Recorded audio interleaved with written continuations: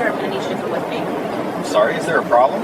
We've had some concerns about your behavior. My behavior? I've just been reading my book. Huh. Okay. Sure. Look, we need you off this aircraft. Now. Ma'am, I paid for this seat. Can I Sir, at least you can know either walk why? off or security will escort you. That flight attendant had no idea what she just walked into. In the next 6 months, this airline would face a $6.4 million lawsuit. They would face a hearing in Congress. National news would expose their profiling problem. The man they called suspicious, Brigadier General Marcus T. Williams, a decorated military hero, 32 years of service, 3 Bronze Stars, 2 combat tour. He advised the Pentagon on national security. His crime, reading a book about military strategy while black. The passenger who reported him, she was sitting in seat 4B and someone nearby was recording everything. That video would get 47 million views. Before I continue, let me ask you something. Have you ever been judged unfairly because of how you look? Drop your answer in the comments, because this story is about to get worse. But that flight attendant had no idea who she was targeting. Marcus T. Williams was not just any passenger. He was a Brigadier General, retired from the United States Army. He served for 32 years. He started as a private. He worked his way up to general. That takes decades of hard work. He commanded the 3rd Infantry Brigade. That means over 4,000 soldiers followed his orders. He did 2 combat tours, 1 in Iraq, 1 in Afghanistan. He earned 3 Bronze Stars for bravery. He earned the Legion of Merit. He graduated from the U.S. Army War College. After retiring, he became a defense consultant. He advised the Pentagon on fighting terrorism. He gave lectures at West Point. He sat on the board of a veterans charity. On this Tuesday, he was flying home to Atlanta. He had just spoken at a military leadership conference. He was wearing a polo shirt and reading glasses. He was reading The Art of War by Sun Tzu. It is a 2,500-year-old book about strategy. They teach it at every military academy in the world. General Williams just wanted to get home to see his grandchildren. He had no idea he was about to become famous for the wrong reason. Now here is what happened next.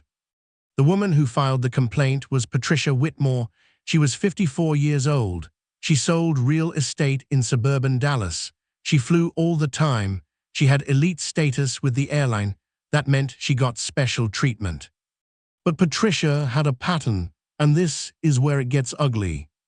According to court records, she had filed 11 complaints about other passengers. 11 in just 18 months. Every single complaint was about a person of color, every single one. She once complained about a Middle Eastern family. She said they were speaking a foreign language. They were speaking Spanish.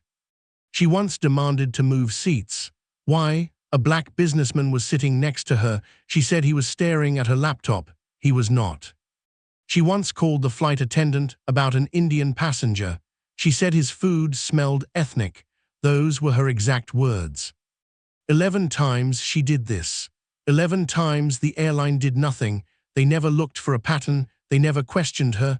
Why? Because she was an elite member. She spent a lot of money with them. One internal email from a supervisor said this: "She is elite status. Just give her what she wants." That policy was about to cost them millions. Patricia had gotten away with this 11 times. She thought time number 12 would be the same. She was very wrong. Type pattern in the comments if you think the airline should have caught this sooner. It was Tuesday, March 14th. The time was 2:47 in the afternoon. The place was Dallas-Fort Worth International Airport, Gate C-28, Flight 847 to Atlanta. The plane was a Boeing 737, first-class cabin. The flight would take about 2 hours. Everything seemed normal, clear weather, no delays. 143 passengers were boarding, 6 crew members were working. Here are the key people. General Williams sat in seat 4A, the window seat. Patricia Whitmore sat in 4B, the aisle seat, right next to him. Flight attendant Megan Torres worked first class. She had been with the airline for 8 years. Captain Robert Chen was the pilot. He had 22 years of experience. and in seat 6C sat an undercover air marshal. This detail becomes very important later. When Patricia boarded, she saw General Williams already sitting. She made a face. She sighed loudly. She asked if she could switch seats. The flight attendant said the plane was full. Patricia sat down anyway. General Williams said, "Good afternoon." Patricia ignored him. He opened his book. He put on his reading glasses. He sat quietly. 12 minutes later, Patricia pressed the call button. She whispered to the flight attendant, "That man is making me nervous. He is reading something tactical. I think he might be planning something." That is when everything changed, and the cameras started rolling. If stories like this matter to you, hit that subscribe button. Flight attendant Megan Torres walked over to General Williams. She kept her voice low. "Sir, I need you to come with me." General Williams looked confused, but he stayed calm. He stood He followed her to the front of the plane. "What is this about?" he asked. "There has been a concern about your behavior." "What behavior? I have been reading a book." Megan looked uncomfortable. "Sir, a passenger feels unsafe. We need to take this seriously." General Williams stayed patient. "Unsafe? Ma'am, I am a retired Army general. I served this country for 32 years. Here is where it gets bad." Megan did not believe him. She rolled her eyes. "That is nice, sir, but right now I need you to get off this plane." "You want me to leave for reading a book?" "Huh, okay, sure, a general. Look, we can do this the easy way or the hard way." From her seat, Patricia yelled, "See, he is getting aggressive." But he was not. His voice never went up, not once. Other passengers started watching. They looked confused. They looked upset. A woman in seat 3A spoke up. Her name was Dr. Sandra Mitchell. She was a professor. "He has not done anything," she said. "I have been watching the whole time." A man in seat 5B pulled out his phone. His name was Marcus Chen. He was a lawyer. He started recording. An elderly white woman in seat 2C shook her head. "This is wrong. Leave that man alone."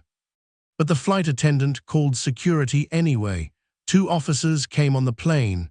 The captain came out of the cockpit. General Williams raised his hands. "I am not fighting. I just want to know why this is happening." Then something changed, everything. The man in seat 6C stood up. He showed a badge. He was a Federal Air Marshal. He had been watching the whole flight. He whispered to the crew, "I have had my eyes on him since boarding. He has done nothing wrong. Nothing. Let me know what you think so far. Drop a comment below." 10 minutes had passed since this started. General Williams stayed calm. He reached into his pocket. He pulled out his military ID, his retirement card. His rank was printed right there. Brigadier General, 1 star. The security officer looked at it. His face changed. He went pale. The flight attendant saw it too. Her eyes went wide. "Sir, I did not know. I am so sorry." But here is the thing. She still wanted him off the plane. She said it was protocol. "Rules are rules," she said. That is when Captain Robert Chen stepped in. He was the pilot. He had 22 years of experience, and he was a Navy veteran himself. "Hold on," the captain said. "Let me handle this." He walked up to General Williams. He looked him in the eye. "Sir, can you tell me exactly what happened?" General Williams explained. Calmly, clearly, he showed the captain his book, The Art of War by Sun Tzu.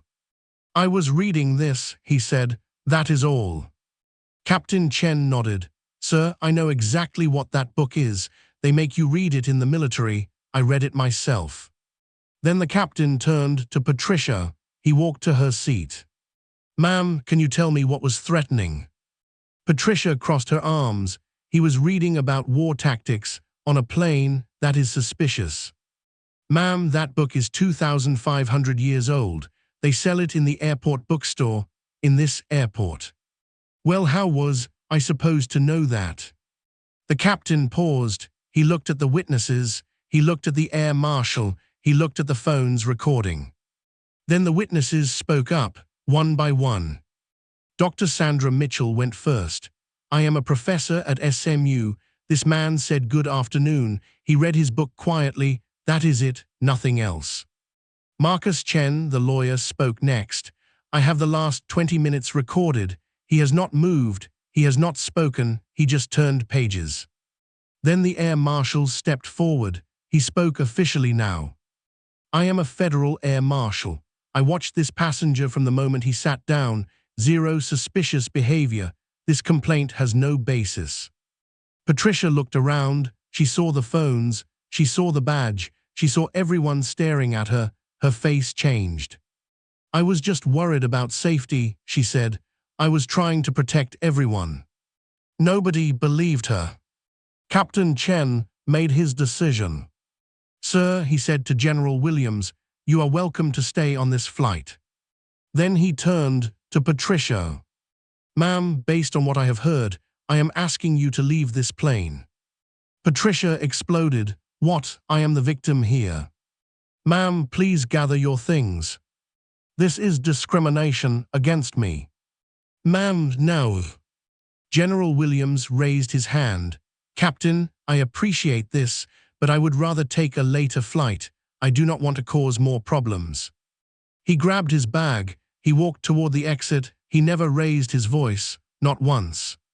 As he walked down the aisle, something happened. The passengers started clapping, one by one, then all together. They clapped for him. Patricia sat frozen in her seat. She finally understood. She had made a huge mistake. But she had no idea how bad it was about to get. Type respect if you think General Williams handled this the right way. General Williams walked off the plane and into the gate area, but this was not over. Airport police were already there. Offic, Daniels, and Officer Rodriguez. They had been called to investigate. They talked to both passengers separately, first General Williams, then Patricia. They reviewed the air marshal's report. They collected statements from witnesses. They got copies of all 3 videos that passengers recorded. They asked the airline to pull Patricia's complaint history. That is when everything fell apart for Patricia. Her story did not match the facts, not even close. Her first claim, he was reading terrorist material. The truth, it was The Art of War, a classic book, sold in bookstores everywhere, including that airport. Her second claim, he was acting nervous and suspicious. The truth, the air marshal said he was completely calm, no fidgeting, no strange movements, nothing. Her third claim, he gave me threatening looks. The truth, Dr. Mitchell said he glanced at her once. When Patricia sighed loudly, that was it. Then the airline's own records came out. Patricia's complaint history, 11 complaints, all against minorities, in 18 months. The airline had never investigated, not once. Why? A supervisor note explained it. Frequent complainer, but elite status member. That means they ignored her pattern because she spent money with them. The police made their decision on the spot. Patricia was banned from the airline for life. She got a trespass warning. She could not come back to that airport for any flight on that airline, ever. General Williams got an apology. The airline offered him money right there. He said no. They gave Patricia one last chance to leave quietly. She did not take it. This is discrimination against me, she yelled. I will sue this airline. Ma'am, please come with us. I want to talk to your supervisor, then your supervisor's supervisor. The officers escorted her out. She was still yelling. Meanwhile, General Williams got rebooked. Next flight to Atlanta, first class, free of charge. Captain Chen found him at the gate. He shook his hand. Sir, on behalf of everyone who served, I am sorry this happened to you. General Williams nodded. Thank you, Captain. But the story was not over. 3 passengers had recorded everything, and one of them was about to hit upload. If you want to see more stories like this, make sure you are subscribed. By 5 p.m. that day, Marcus Chen uploaded his video. The caption said, "Watch a decorated general get accused of terrorism for reading a book." By 6 p.m., it had 50,000 views. It was trending in Dallas. By 8 p.m., it had 500,000 views. National accounts started sharing it. By 11 p.m., it had 2.3 million views. The hashtag Justice for General Williams was trending across the country. By the next morning, it had 12 million views. CNN wanted an interview, so did every other news channel. Here is how big this got. On Twitter, 18 million views, 340,000 shares. On TikTok, 23 million views across different accounts. On Instagram, 8 million views. On Facebook, 6 million shares. Total reach, over 47 million people saw this story. The comments were angry, very angry. This man has 3 bronze stars, and she called him a terrorist suspect. 32 years protecting this country, and this is how they treat him. They sell that book in the airport, in that exact airport. 11 complaints, all against minorities. How is that not a pattern? Every major news outlet covered it. Local news in Dallas, CNN, Fox News, NPR, military newspapers like Stars and Stripes. The airline put out a weak statement. It said, "We take all concerns seriously." That made people angrier. Their stock dropped 2.3% in 2 days. That is millions of dollars gone. Patricia deleted all her social media. Her real estate company said they were not connected to her anymore. Her lawyer said no comment. 3 days later, General Williams held a press conference, but not for the reason people expected. This story was shared millions of times. Share it if you think others should see it too. On April 2nd, General Williams filed a lawsuit. It was filed in federal court in Texas. He sued the airline. He also sued Patricia Whitmore personally. The claims: civil rights violation, defamation, that means she lied about him publicly, emotional distress, and negligence by the airline. The amount he asked for, $6.4 million. During the lawsuit, lawyers dug into the airline's records. What they found was ugly. They found Patricia's full complaint history, all 11 previous complaints. They found internal emails. Staff knew about her pattern. They did nothing. They found training materials. No training on racial bias. None. They found that supervisor email. She is elite status. Just give her what she wants. Wait until you hear what the airline had to pay. The airline settled. They agreed to pay $4.2 million, but that was not all. They had to train every employee on bias. They had to create new rules for reviewing complaints. The CEO had to apologize publicly, on camera, to General Williams directly. Patricia F. aced her own judgment. She had to pay $800,000 personally for defamation, for lying about him in public. She was banned from flying on 4 major airlines. Forever, she got a restraining order. She cannot contact General Williams for 3 years. Her job fired her. The state looked into her real estate license. The court judgment went on her permanent record. It will affect her credit for years. The legal system looked at filing criminal charges, for filing false reports, but they decided there was not enough for that. Still, the civil judgment stands forever. Now here is the part that matters most. General Williams got the money, but he did not keep most of it. He gave $2 million to veterans' mental health programs. He gave $1 million to a civil rights legal fund. He created a scholarship for minority students who want to become military officers. He kept the rest for his grandchildren's education.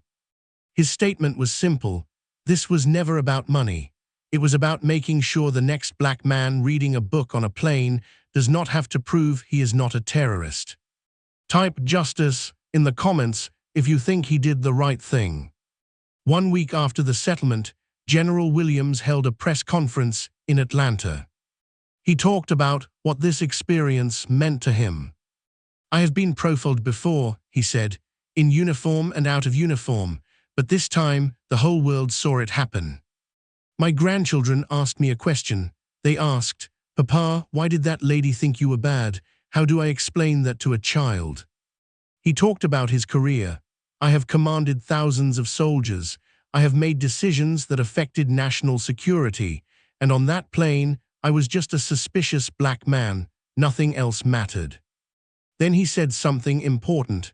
"I had the credentials to fight back. I had the resources. I had witnesses. Most people do not have that. Most people just have to take it." He had a message for airline workers. Your bias affects real people, real families, real heroes who served this country. He had a message for other people of color. Document everything, record everything. Your story matters, you matter. He said what he wanted to change. He wanted airlines to track complaint patterns. He wanted better training. He wanted accountability. "I spent 32 years defending this country," he said. "I never thought I would have to defend myself for reading a book. That changes today." The room was silent, then everyone clapped. But this case showed something bigger than one bad flight. This was not just about one woman and one general. Studies show black passengers are 2.4 times more likely to be questioned for suspicious behavior. Most complaints against minorities are never investigated. Only 12% lead to any action. 67% of airline staff say they never got bias training. General Williams had status and proof and witnesses. Most people do not. Most people just get kicked off the plane, and nothing happens. This case changed some policies, but the system still needs work. So let me ask you, should airlines have to track racial patterns in complaints? Should people who file false reports over and over face real punishment? How many more veterans, doctors, and teachers have to be humiliated before we fix this? Because if we do not stop the Patricias of this world, if we do not hold airlines accountable, then we are just waiting for the next innocent person to be dragged off a plane for existing while black, the next General Williams, the next family vacation ruined, the next child asking why someone thought their parent was dangerous. Comment below if you believe people who file false, discriminatory reports should face legal consequences. If you think stories like this matter, hit that subscribe button. We are going to keep exposing these stories. We are going to keep demanding better from the companies that serve us. We are going to keep fighting for dignity, for accountability, for justice. This is not just about one woman or one general. It is about all of us and the system we choose to accept. See you in the next one.